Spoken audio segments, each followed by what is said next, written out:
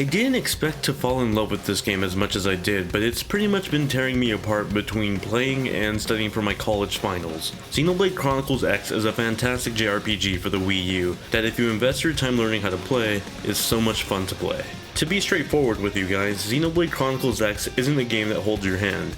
You're put into a quick mini tutorial at the beginning of the game, and after that you're pretty much left on your own to discover how everything works. If you want to go explore every inch of the map, you can do that. If you want to go fight a level 50 monster right away while you're level 1, you can do that too. Oftentimes you'll have to refer to the in-game manual to figure out how something works, like the auto battle system, or how the arts and skills work. Those of you that are watching this review who have never played a JRPG before are probably going to feel a little bit overwhelmed by all of it, but if you put the time into learning the system, it's really worth the payoff. Xenoblade Chronicles X shares the same name as Xenoblade Chronicles on the Wii, but outside a few references like the Monolith hairpins and Lynn's hair, the two games aren't really connected. You don't need to play Xenoblade Chronicles to understand the story of X. Xenoblade Chronicles X takes place in the year 2054, when a massive battle between two alien races destroys the planet Earth, with only the White Whale ship being able to escape. The White Whale lands on the planet Mira, the potential future home of the human race. 2 months after the White Whale crash lands on the planet Mira, your avatar is woken up from their life pod by Elma.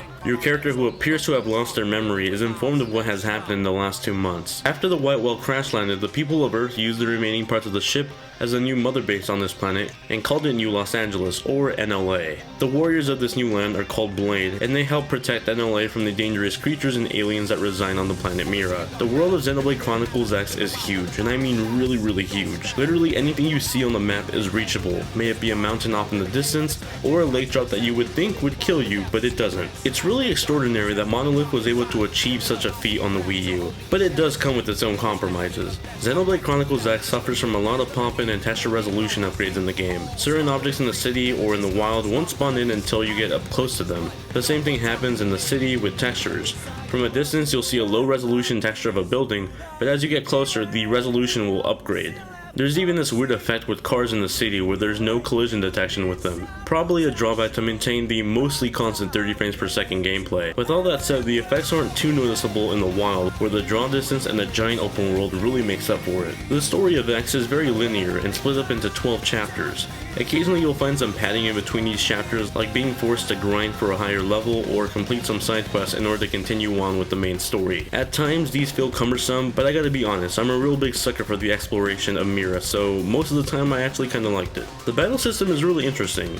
It plays like an action RPG with a MMO like hotkey bar for your art attacks. During the battle sequences you'll auto attack enemies with either your melee weapon or your range attack, while you manually control which arts you use from your hotkey bar. Using these arts can chain into stronger attacks that will sometimes give you benefits like regenerating health or buffs. The thing that will most likely weird out players is the lack of health regeneration. You don't use potions or anything like that. Instead you get to use specific health arts to regain your health, earn HP through art combos, or luckily get healed by an opponent that has the art to heal. Because of this, certain times you'll feel like wins are completely left up to chance. The gamepad is actually put to good use with this game. The gamepad can be used as a map to see the entire area you're in and the sections you can fast travel to. You can also use it to post little Miiverse messages that others can see when they're online. You also have the option to play the entire game solely on the gamepad for those late night sessions when in bed. And if you don't like the gamepad, you could also just use the Wii U Pro controller. The online multiplayer in Xenoblade Chronicles X is interesting to say the least, but it's not the multiplayer probably everyone was hoping for. I always get a lot of questions on Twitter asking if you can play online co-op with this game, and you sort of can and you sort of can't. When you play Xenoblade Chronicles X while your Wii U is online,